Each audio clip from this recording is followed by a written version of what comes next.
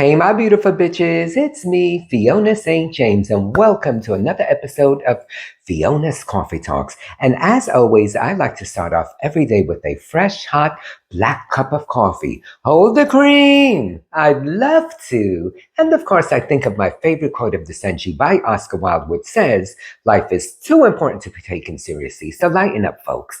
So today's topic is, drumroll please, Life of an Actor Part 5, yay! All right, so hopefully you guys saw part 4, which is 2 weeks ago, where I spoke about Oz, hence the backdrop. So that one, I pretty much told the whole story about everything leading up to that.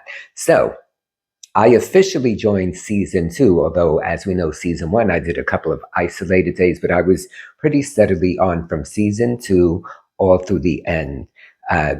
So, yeah, I mean, what's not to love? We were groundbreaking. It was a dramatic prison series. I got to dress like this, which, for me, it was great because there were not many other drag queens. I mean, there weren't really. I mean, like at certain points, like other like actual parts, but in terms of like the steady gang members, within the gay gang, there were like 4 of us, but I was like the resident queen, as it were. So what they did was they basically, beginning of season 2, because they had the specific gangs in Emerald City, which was a specialized section of Oswald Penitentiary. So that's why the whole play on Oz, Wizard of Oz, Emerald City, all of that.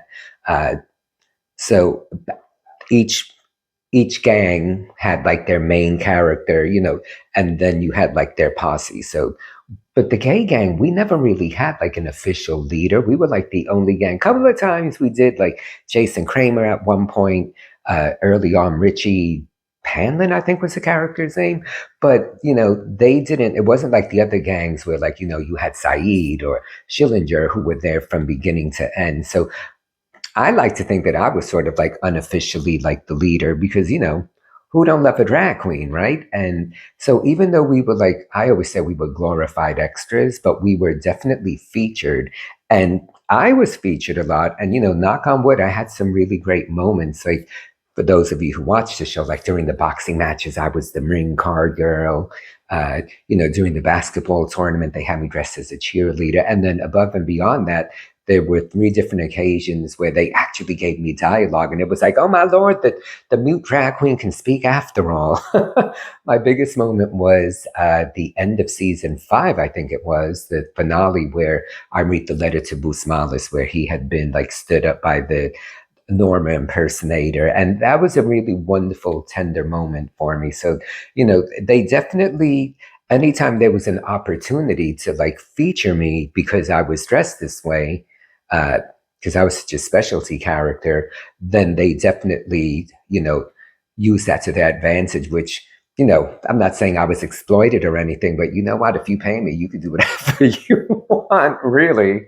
So, but it did afford me probably a little more camera time than maybe some of the other people who were, technically in the same capacity that I was there. So I was fortunate about that. And, everyone was in that show because it was so groundbreaking. When you think about it, at one point we had 4 like Broadway divas on like pretty much at the same time.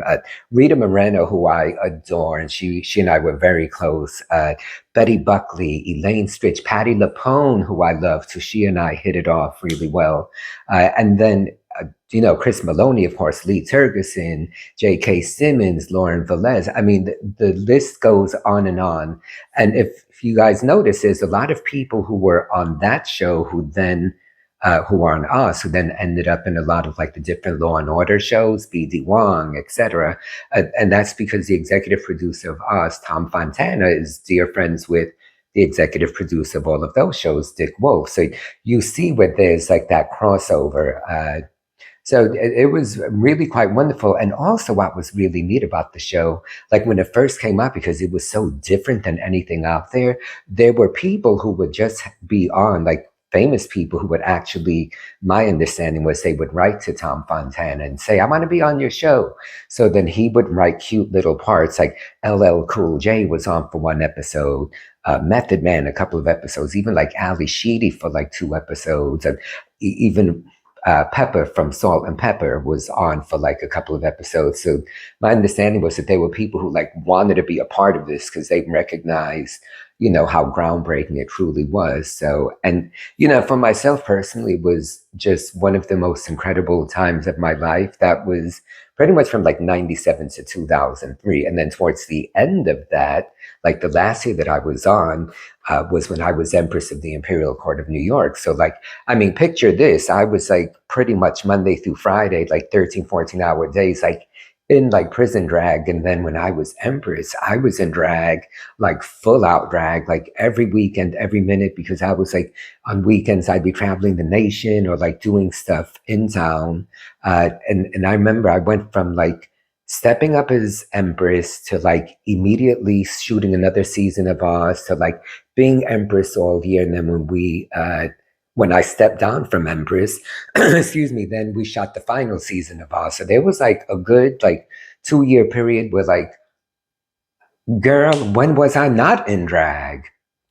It was wonderful. It was like an incredible time of my life. And, for sure, this particular show was such an incredible experience. And, one of the highlights of my career, and I feel fortunate and blessed that, I was chosen for it. And I didn't like go through any audition process or anything. There's something to be said about who you know. People talk about the casting couch and all of that. Yeah, let's keep it real, honey. Sometimes you gotta give a little to get a little. And I've always said I've done a lot more for a lot less. But there's also in this world that we live in, a lot of it is about the connections. And, I guess, and you got to, of course, you have to have the talent to back it up. And because I had worked with Lee from Sylvia Faye's office for, so many years, like as a guy, and he knew that I did drag. And, so that it was just as easy as him, calling me and saying, "Do you want the part?" And I was like, "Yeah." And 5 years later, I was on the entire run of the show. So I feel, like I said, fortunate and blessed, and I was lucky. So anyway, guys, but check it out. You can watch it on HBO, probably HBO Max as well. I mean, we've been off the air for 20 years because our last season was 2003. Time flies when you're having vodka, right? Bitch, and I don't even drink anymore. Although you can't tell by looking at me, I probably look like an alcoholic crackhead drag queen, right? Except a little prettier, I would hope. So, all right, guys, subscribe if you have not. Don't forget thumbs up. As always, I love that you guys are here with me. P.S. I just started doing TikTok.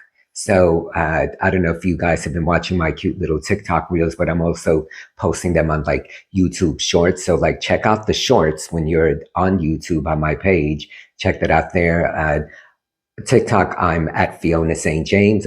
Instagram, I am Fiona St. James. Facebook, I am James Palacio, and then in parentheses, Fiona St. James. So you could see all of them there. And of course, here on YouTube. So guys, thank you so much for being here with me. And as always, I love doing these videos, and I love that you guys join me. All right, till the next time. Love you.